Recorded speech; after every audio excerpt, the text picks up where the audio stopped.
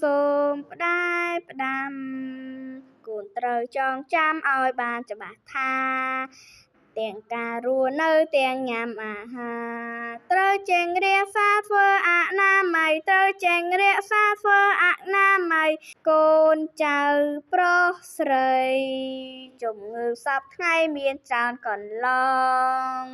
តាមមកយាដល់មនុស្សសត្វផងដើម្បីចម្លងរោគាដល់យើងដើម្បីចម្លងរោគាដល់យើងបើមានបញ្ហាជប់ចាំកាយាទៅឆាប់រត់រាំងទៅមណ្ឌលសុខភាពឲ្យបានរហ័ងជំងឺជាសាសុខភាពបវរជំងឺជាសាសុខភាពបវរ